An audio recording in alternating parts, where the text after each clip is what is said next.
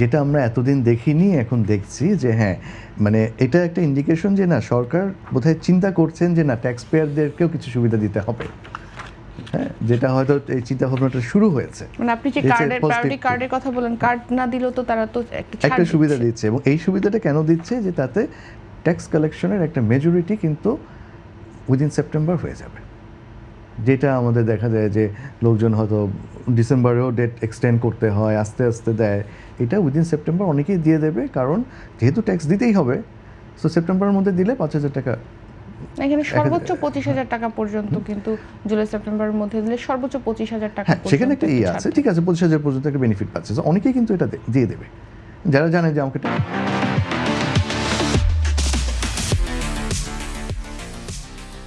Tax দিতেই হবে, so tax return submit করতে হবে, তারা সাবমিট করে দেবে। কিন্তু আরেকটা সমস্যা যেটা সরকারের, যে ট্যাক্স যেমন আমাদের আইইউবির প্রোগ্রামেই একজন বলছিলেন যে একজন সিএনজি চালক, হ্যাঁ, ওরা যে আমার সাথে কথা হচ্ছিল সিএনজি চালকের, তো উনি যে আয় করেন তাতে ওনার ছেলেকে বিদেশে পড়াচ্ছেন, দ্যাট মাচ হি আর্নস, কিন্তু 1 টাকাও ট্যাক্স দেন না। তার মানে কি অনেক একটা বড় অংশ আছে যারা কিন্তু ট্যাক্সেবল ইনকাম আছে, বাট তারা ট্যাক্সের আন্ডারে নেই। হ্যাঁ, এখন এদেরকে যখন আপনি মানে যারা ট্যাক্স রেগুলার দিচ্ছে তারা কিন্তু ঠিক আছে 25,000 টাকা বেনিফিট পেলে সেপ্টেম্বরের মধ্যে ট্যাক্স রিটার্ন সাবমিট করে দিল, বাট যে কখনো ট্যাক্স দেয় না সে কিন্তু সেই জন্য ট্যাক্স দিতে আসবে না।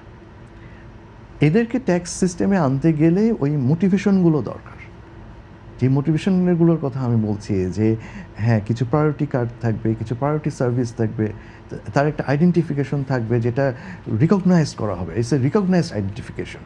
তখন হবে কি, যে হয়তো দেখা যাবে যে তার ইনকাম দেখছে যে হ্যাঁ আমি তো ট্যাক্স স্ল্যাবে পড়ি, আমি যদি এই ট্যাক্সটুকু দিয়ে দিই সরকারকে আমি একটা বেনিফিট পাচ্ছি।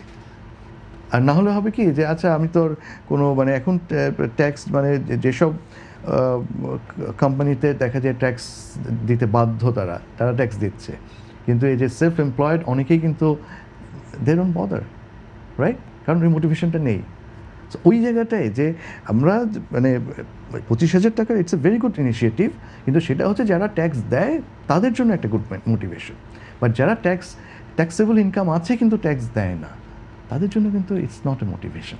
সেই ক্ষেত্রে আসলে বাংলাদেশে করদাতার সংখ্যা অনেক কম আমরা জানি, সেই করদাতার সংখ্যা বাড়ানোর জন্য সরকার মোটিভেশন বাড়ানোর জন্য কি কি করতে পারে? এইটাই আমি যেটা বললাম যে মোটিভেশনটা বাড়ানোর কারণ হচ্ছে কি, যে ডেভেলপ কান্ট্রিতে যেভাবে সাপোর্টগুলো দেয়, যেমন ডেভেলপ কান্ট্রিতে যে একজন ট্যাক্স পেয়ার তার ট্রিটমেন্ট নিয়ে চিন্তা নেই, জানে যে সরকার আমি অসুস্থ হলে সরকার আমার চিকিৎসা করবে, কারণ আমি ট্যাক্স দিচ্ছি প্রত্যেক বছর।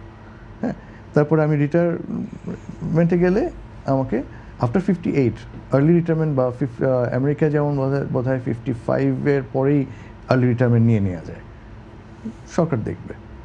সো দে ডোন্ট বদার, তারা ট্যাক্স দিল, ইট এনশিওরস দেয়ার ফিউচার। হ্যাঁ, এখন ওই লেভেলের স্ট্রাকচার বাংলাদেশে করতে হয়তো সময় লাগবে, কিন্তু কিছু মোটিভেশন যেটা আমি বলছি যে ঠিক আছে একটা প্রায়োরিটি কার্ড দিক, একটা যাতে কোথাও গেলে দেখাতে পারি যে হ্যাঁ আমি একজন ট্যাক্স পেয়ার, সো আমি কিছু প্রায়োরিটি পাই। মানে এটা আমি বলছি মানে I am just talking about the tax payer. হ্যাঁ, যে ট্যাক্স পেয়ার তখন হবে কি যে অনেকেই ট্যাক্স সিস্টেমে আসার জন্য আগ্রহী হবে। তারপরে দেখবে যে আচ্ছা ঠিক আছে, আমি আজকে যেমন একজন সিএনজি চালক, সে যদি দেখে যে আচ্ছা আমার যে ইনকাম আমি যদি ট্যাক্সটা দিই, আমি হঠাৎ একটা অ্যাক্সিডেন্ট করে একটা সমস্যা হলে আমার তো একটা ট্যাক্স কার্ড আছে, আমি ওটার এগেনস্টে কিছু বেনিফিট পাবো, তখন সে কিন্তু একটা সময় ট্যাক্স সিস্টেমের মধ্যে চলে আসবে। বাংলাদেশে কি কার্ডের সংখ্যা প্রতিদিন বাড়ছে বা কার্ডের প্রতি মানুষের চাহিদা বাড়ছে বা আগ্রহ বাড়ছে বলে মনে করেন? কার্ড বলতে ইটস অ্যান আইডেন্টিফিকেশন। কার্ড কেন বলছি, প্রায়োরিটি কার্ড কেন, ইটস অ্যান আইডেন্টিফিকেশন। যে এবং যেটা হলো যে এটা মেইনলি একটা আইডেন্টিফিকেশন না থাকলে আপনি প্রায়োরিটিটা কীভাবে দেবেন একটা সিস্টেমে যে।